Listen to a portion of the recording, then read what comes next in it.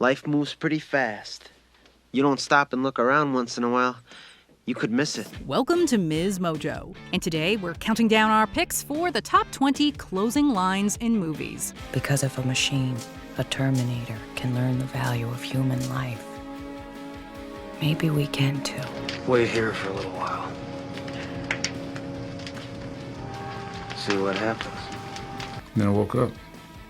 For this list, we're looking at the most memorable closing lines in movie history that wrap up the film in a shocking, impactful, or emotional manner. Which of these do you find the most memorable? Let us know in the comments below. Number 20. I get to live the rest of my life like a schnook. Goodfellas. Arguably Martin Scorsese's masterpiece, Goodfellas subverts the glamorous lifestyle that's often depicted in mafia movies. As far back as I can remember, I always wanted to be a gangster. While Henry Hill initially enjoys the pleasures of mob life, he quickly learns that it is a devious and grim business filled with violence and backstabbing. Eventually, he commits the ultimate betrayal by turning informant and placing both Paulie and Jimmy behind bars. He is subsequently placed into witness protection, where he is forced to live a boring life as an average nobody. The closing line is a great way to summarize the story's primary theme of lifestyle disappointment, and effectively puts an end to the glitz and glamour of the story. Right after I got here, I ordered some spaghetti with marinara sauce, and I got egg noodles and ketchup. I'm an average nobody. Get to live the rest of my life like a schnook. Number 19. I'll Be Right Here. E.T. the Extraterrestrial. Few directors can capture the innocent magic of childhood quite like Steven Spielberg.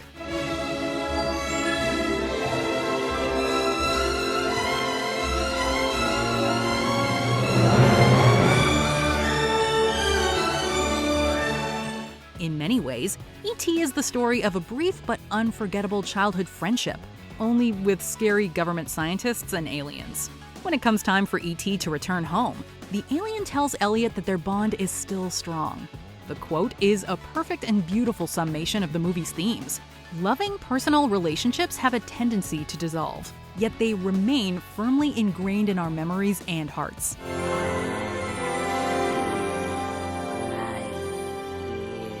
And that's the magic of Spielberg's movie.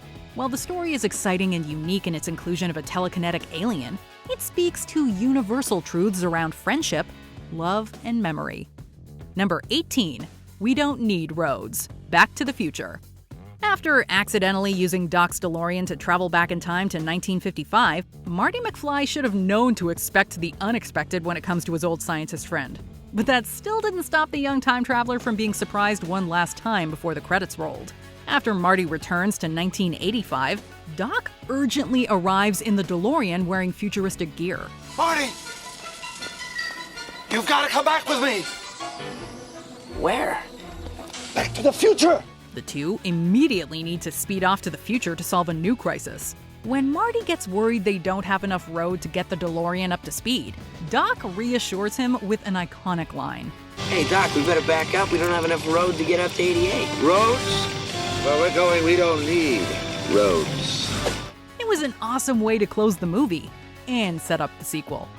Number 17. Now, where was I? Memento. This Christopher Nolan film challenges viewers not only through its complex and labyrinthine plot, but also through its characterization of protagonist Leonard Shelby. Throughout much of the film, Shelby is portrayed as a sympathetic character. You really need a system if you're gonna make it work. You kind of learn to trust your own handwriting. That becomes an important part of your life. You write yourself notes, and where you put your notes, that also becomes really important. However, the ending throws our perceptions into question. He's depicted as little more than a violent criminal who will intentionally deceive himself in order to eliminate people who have wronged him. The final line indicates that Leonard will continue in his cyclical nature of forgetting and harming people for no good reason. He'll also receive the tattoo that will eventually lead to Teddy's demise. With one last line, Leonard is placed in a whole new light, and viewers must reevaluate their sympathies for the character. Now, where was I? Number 16. It Was Beauty Killed the Beast. King Kong. Perhaps the most legendary Hollywood monster movie of all time, King Kong is more complex than the typical monster fare. Its depiction of Kong is quite ambiguous. On the one hand, he's a violent animal with fatally destructive tendencies.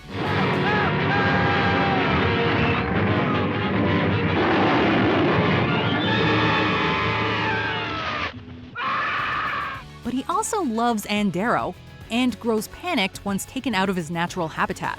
After Kong falls to his demise in the famous climax, a policeman literally states that the airplanes took him down.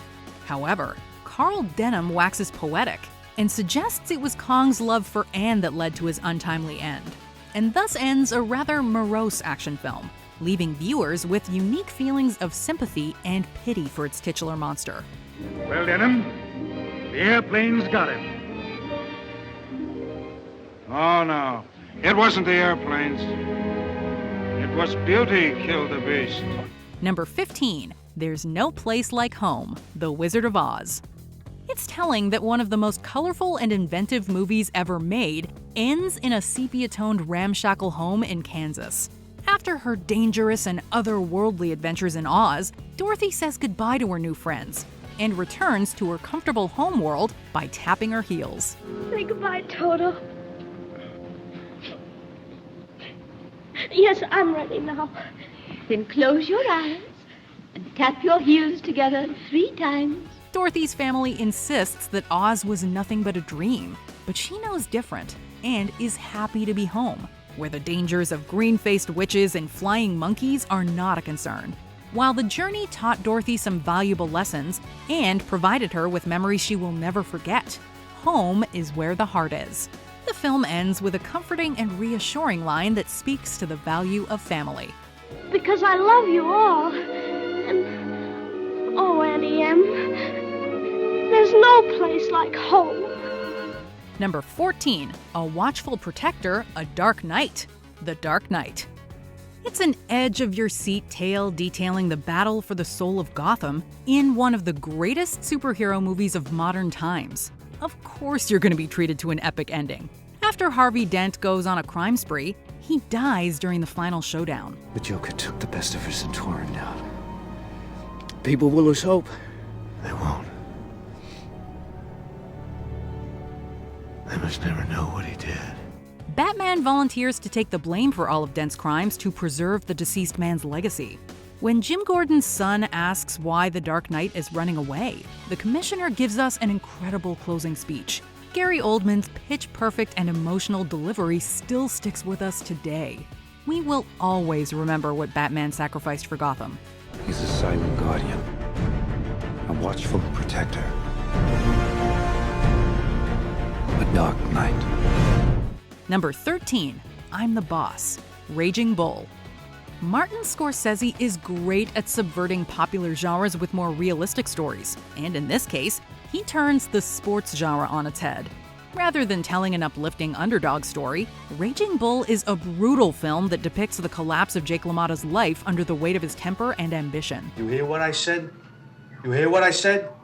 Yeah, I hear. All right, go in there. Come here.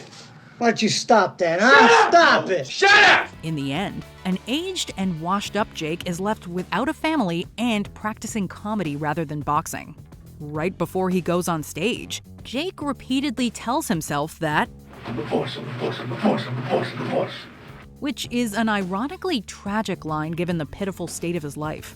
Jake LaMotta is not a sympathetic character, but the ending is the closest he will get to being one. Number 12, it blew right up in his face, White Heat. A gangster classic, White Heat stars James Cagney as ruthless criminal Cody Jarrett. Cody has lofty ambitions, but like many gangsters, he meets a bad end while trying to rob a chemical plant. Cody eventually climbs atop a spherical gas tank, shoots it, and yells, Rated by Top of the World! It's followed by a huge explosion and the movie's final line. This ending is a great bit of irony. Earlier in the movie, Cody uttered the top of the world line to convey his aspirations. But in the end, the only world he could conquer was far from a planet. He just managed to reach the top of a gas tank. Both Cody and the gangster dream end in a massive fireball. He finally got to the top of the world. It blew right up in his face. Number 11. Jesus, does anyone? Stand By Me. Coming from one of Stephen King's more grounded and touching stories, Stand By Me is a classic movie that speaks on the virtues of childhood friendship. Hey, you guys. I bet you anything that if we find him, we'll get our pictures in the paper. Yeah, we can even be on TV! Following their adventure, the characters mature and part ways, which is an all too familiar occurrence when growing up. Gordy slowly loses touch with Teddy and Vern, and Chris later dies in a bar fight, leaving a nostalgic and rather sullen Gordy reminiscing about the time he shared with his boyhood buddies. The closing lines of the film that are written by Gordy on his computer are great for sparking nostalgia in the hearts of viewers. Sharing experiences with close friends is one of the greatest aspects of growing up, and this movie knows it.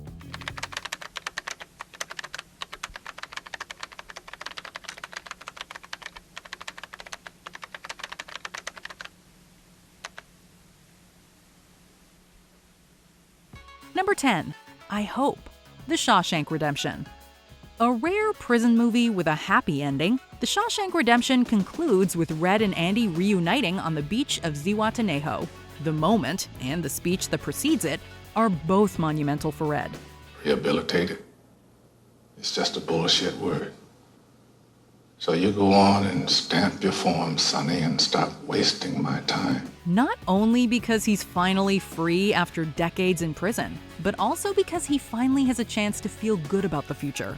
It's telling that the final line of the movie is, I hope to see my friend and shake his hand. I hope the Pacific is as blue as it has been in my dreams. I hope. Red hopes for a list of specific things like meeting Andy and seeing the Pacific, but in the end, he's left hoping in a general manner after suffering years of despair. It's a deeply touching bit of character development and an affirmation of the joys of life. Number 9. You met me at a very strange time in my life. Fight Club. The narrator in Fight Club went through a lot in a short time. He learned he had a twisted alternate personality named Tyler, endured lots of pain, and had to witness an explosive plan. Tyler, I want you to really listen to me. Okay. My eyes are open. After finding a way to keep his alternate personality at bay, he's joined by his love interest Marla. The narrator's closing line to her sums up his hectic life in one of the most hilarious understatements of all time, accompanied by the Pixies' Where Is My Mind. This closing line perfectly wraps up the offbeat nature of Fight Club. You met me at a very strange time in my life. The statement also leaves us with a little hope that the narrator and Marla make it through the explosive end. Number 8. Dr. Lecter, The Silence of the Lambs. If there's one turn of phrase that you do not want to hear from a villain who has a history of seeing humans like literal snacks, it's this one. I do wish we could chat longer, but I'm having an old friend for dinner. Jodie Foster's Clarice Starling has spent this entire movie waging a psychological battle against Hannibal Lecter. But in the end, the villain claims the upper hand. Lecter calls Clarice to catch her up on what he's up to with a legendary piece of dialogue. Perhaps the doctor really is gonna wine and dine an old friend or associate of his in a traditional way. But given Lecter's reputation, we sincerely doubt this dinner is gonna end well for everyone. Clarice can only close the film by repeating the villain's name as he makes his move. Dr. Lecter. Dr. Lecter. Dr. Lecter. Number 7. It's too bad she won't live.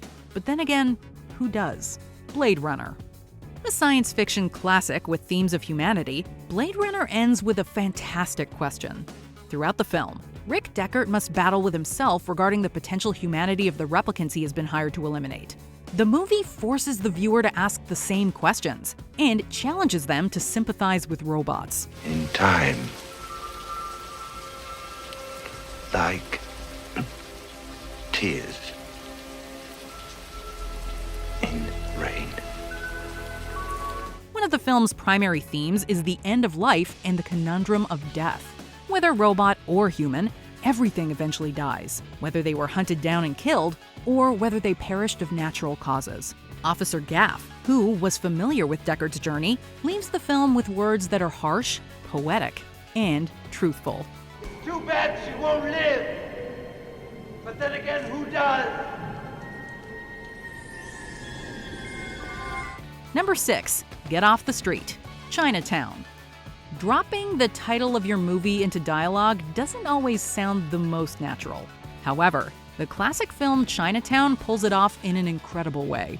During the film, the private investigator Jake really gets put through the mill.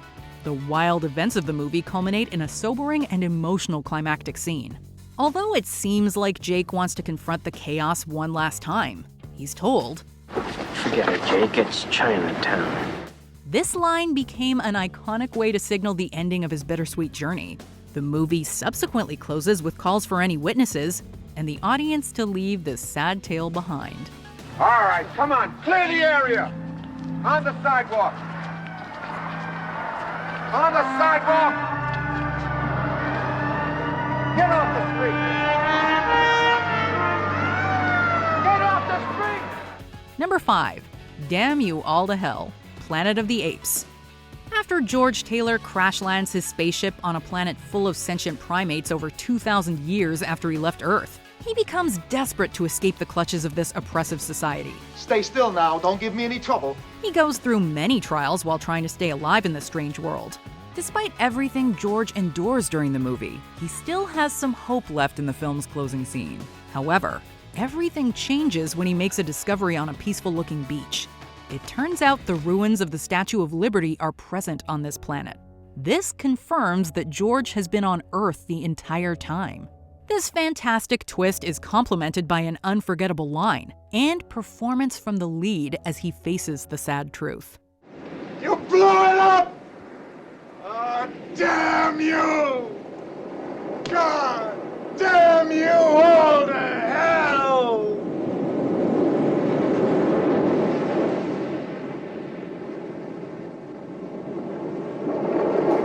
Number 4. The Beginning of a Beautiful Friendship, Casablanca. Who's looking at you, kid? Casablanca is a romantic drama from the 1940s that is still well regarded today. This classic is rounded off with one of the most quotable closing lines in cinema history. In the movie, World War II has spread across Europe, and no one can sleep safely at night. So when Rick Blaine's old flame, Elsa Lund, turns up in his Moroccan bar, he decides to help her.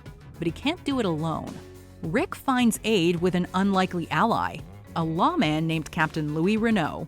Although they should be enemies, the two men become close throughout the film. Rick cements their bond with a fantastic statement that ends the drama on a light and optimistic note.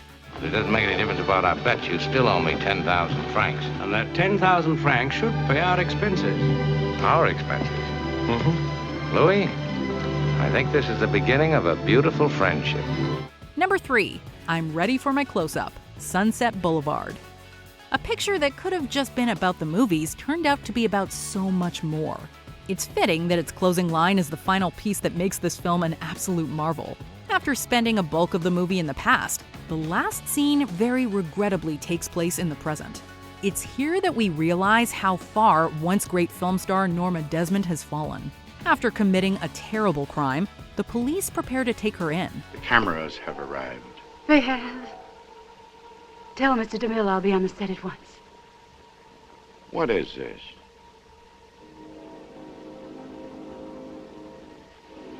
Well, it's one way to get her downstairs. Since she honestly believes the news cameras are part of a new film she's about to star in, she gives one last grand performance. We don't see if Norma is brought back to reality, but we do hear how her final performance ends. All right, Mr. DeMille, I'm ready for my close-up. Number 2.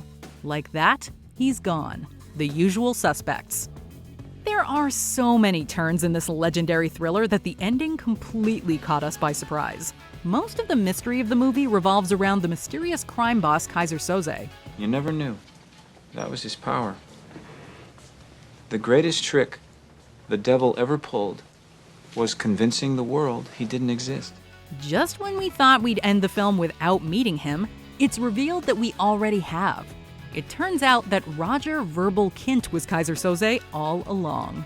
Unfortunately, the authorities realize this fact way too late to stop the villain from getting away. After Kint drops his facade and becomes Soze once more, he delivers final words that leave us absolutely stunned. And like that, he's gone. Before we unveil our top pick, here are some honorable mentions. The horror. Apocalypse Now. A haunting summation of war and one of the greatest lines in American cinema.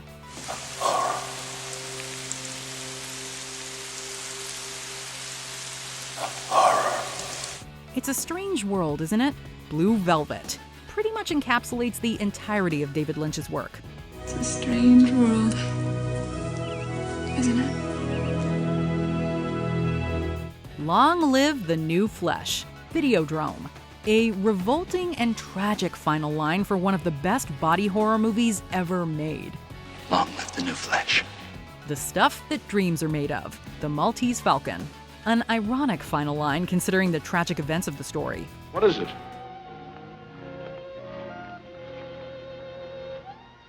The stuff that dreams are made of. So long, partner. Toy Story 3. Perhaps the most heartbreaking line ever uttered in an animated movie. So long, partner.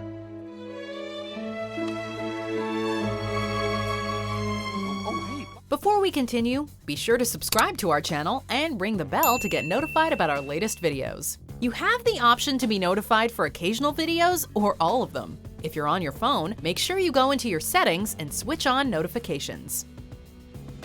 Number 1. Why She Wouldn't Even Harm a Fly. Psycho.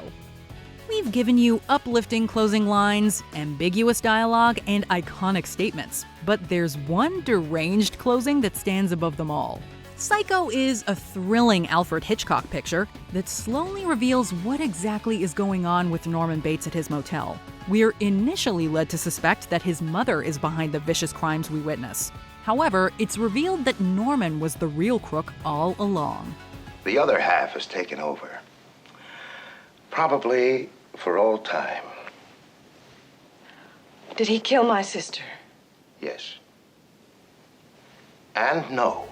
He eventually gets caught and taken away from his motel. We hear his mother's voice as it plays in Norman's head for the last time before the credits roll. Hitchcock's masterful direction, the excellent voiceover, and Anthony Perkins' perfect performance all build up to the closing line to end all others. They'll see and they'll know, and they'll say, why, she wouldn't even harm a fly.